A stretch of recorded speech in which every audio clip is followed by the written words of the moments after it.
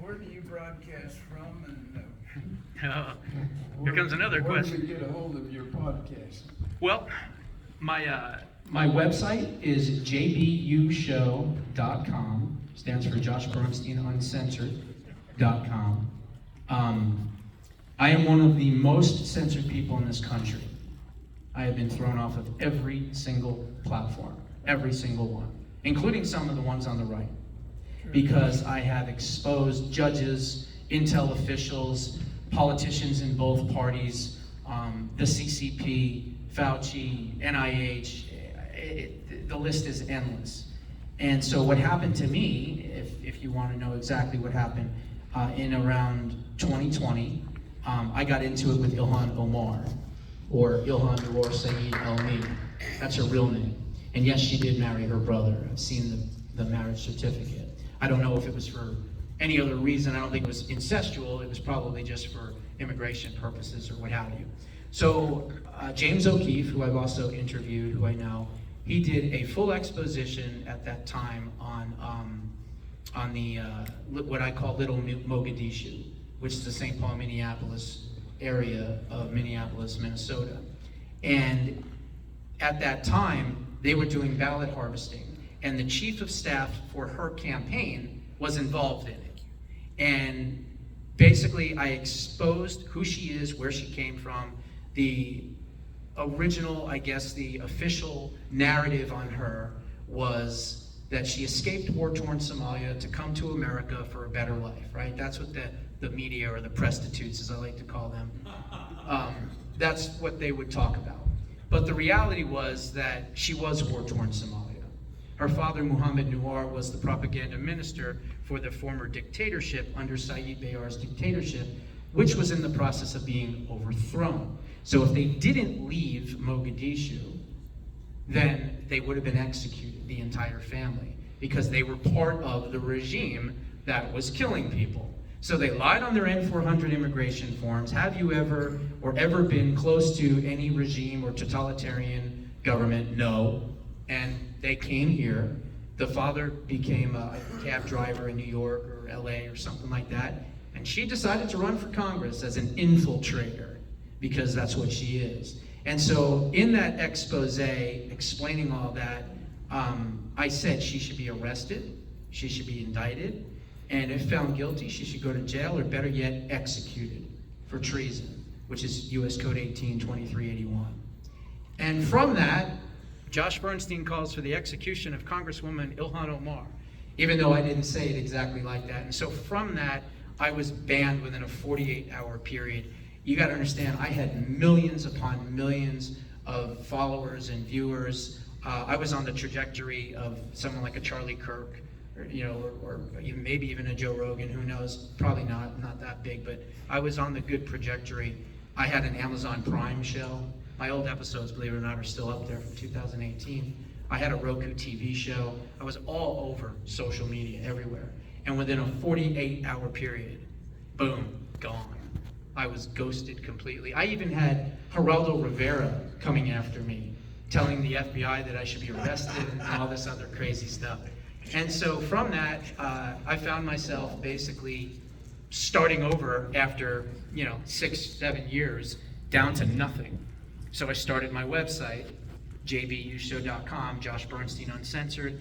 I've got my own servers. I've got 14 levels of security on the website. I have as much security as the country of Finland's government, just on my website. And here's the sad reality, I'll get to you in a sec, is we're in America, the land of the free, home of the brave, freedom of speech, right? You know what I need to do in order to speak freely in this country?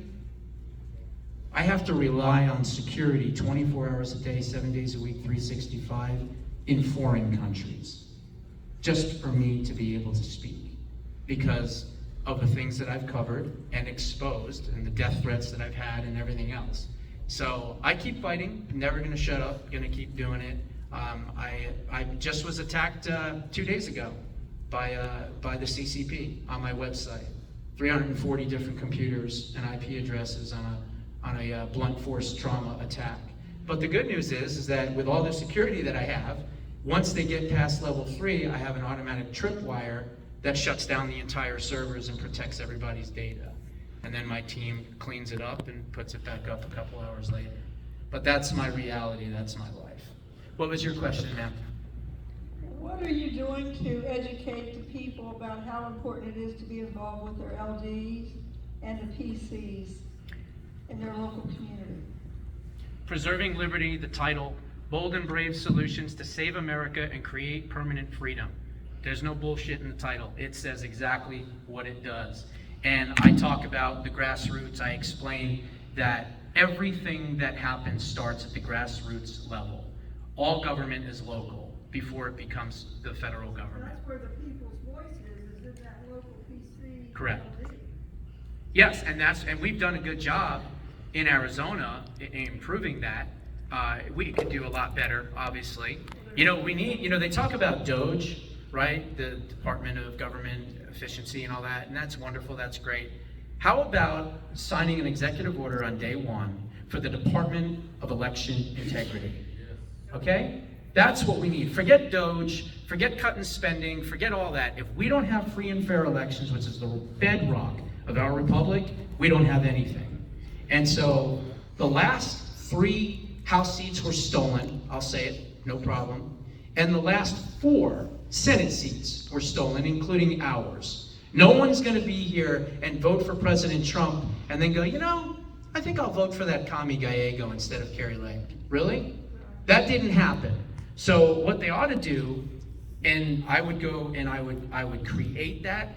President Trump tried to do that when he won the first time, and they laughed at him. Oh, there's no voter fraud, don't do it. He listened to the wrong people, and he never did it. And guess what? We saw what happened in 2020. Perhaps if he would have, listened to the right people and actually did it, maybe we wouldn't have been in the situation we were in 2020 and in 2022. So I've been working on trying to reach the Trump administration. I've got some people that are pretty close to the top, if you will. And I've been pushing for a Department of Election Integrity. And again, it can be done with an executive order. I mean, you don't have to pass it through Congress. It can be done with an executive order. And then what I would do is I would put, maybe Carrie Lake in it to run it. And I would hire people like Joe Hoft from the Gateway Pundit, one of the brothers who's a forensic auditor. I would bring in so many other people, Allied Services, Russell Ramslin, the guy that did the QR codes, remember? Jovan Pulitzer. And I would pack it with these experts, and I would just tell them, go to town on every single voter roll in this country. Let's clean it up. And that's what we need to do. What's that? Have you written that letter to President Trump? I've told people close to him. I haven't written a letter to him, no. He knows who I am, though, and he's seen my show before. Yes, ma'am. So, I remember hearing about Omar's ballot, all of that. I mean, so there is a lot of this information that gets out if you're out there looking for it. Correct. I have been out there looking at it because of this organization opening my eyes to a lot of what's been going on. But you saying what you had said that deplatformed you is the truth. Can we, now that we have Trump in there, actually do that? Because if we do it once with all the data, then we're going to get it cleaned up. Because if we can hang somebody, or they get 4 choices of treason of the ways to die, if we do that with one and we continue, then they're going to leave or not speak out or whatever. We need to do, as cruel as it is, and we're supposed to forgive people, we need to take care of the evil. We do. I agree with you 100%. But we also have to understand that the plenary power of the presidential pardon is such that you can basically pardon anyone for a crime that they haven't even committed yet. So if Hunter Biden commits a crime on December 2nd, 2024, or in the future, then he can be held accountable. But the fact that Joe Biden said from whenever it was, I think it was January 1st of 2014 to December 2nd or 1st of 2024, whatever he's done in that time frame cannot cannot be, prosecuted. But the reality is that once you get a pardon, you can't use the Fifth Amendment anymore. So Hunter Biden has such a hard time doing the right thing because he's so sucked into that environment of drugs. He will repeat after. More than likely.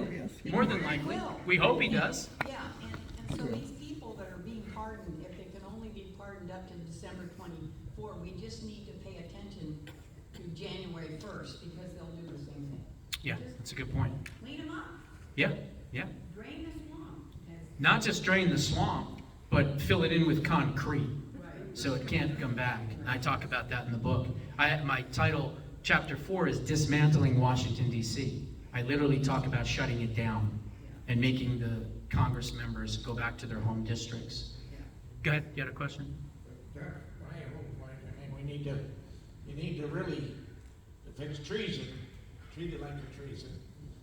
The news reporting it, they should all be taken down.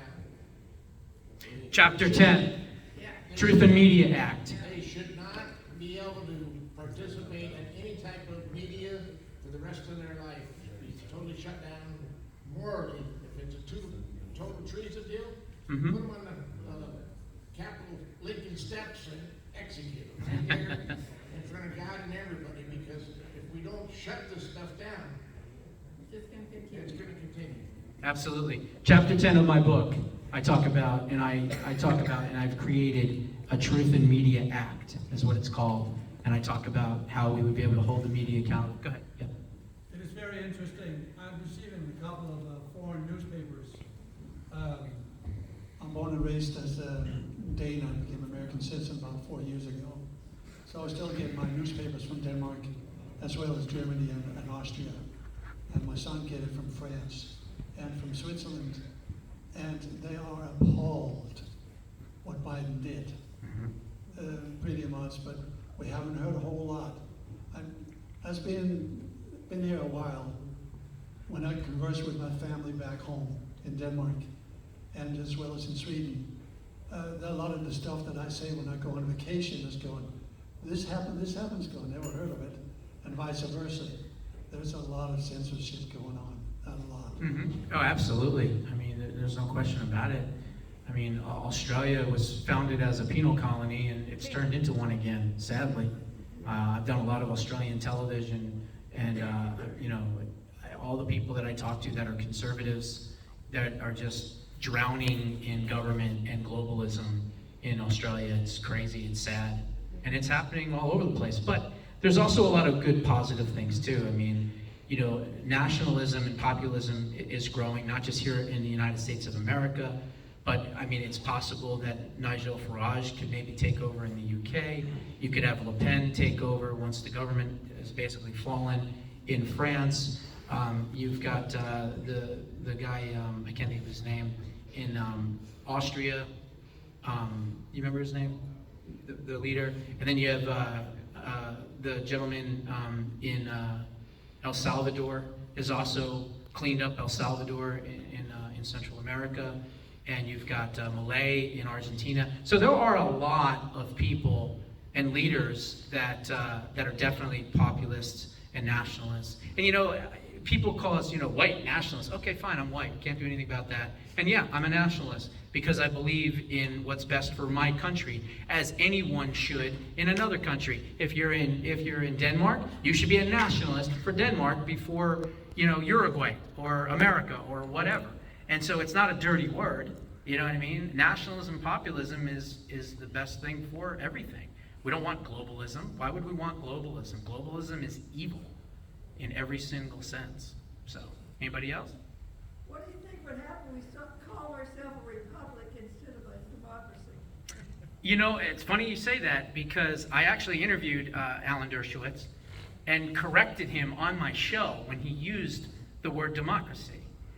I said, with all due respect, Mr. Dershowitz, we live in a constitutional republic, and he agreed. And I said, the reason that they like to call it a democracy is because in a democracy you have mob rule. You don't have individual rights.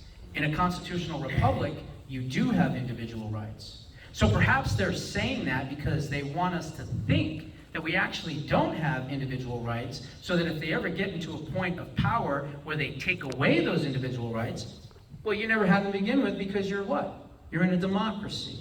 You see, language is very, very powerful. And if you want to know we're a republic, just recite the Pledge of Allegiance and stop at the part where it says, "And to the republic for which it stands," which is also in the book as well. And remember, the word democracy does not exist in the Constitution, not even once. Anybody else?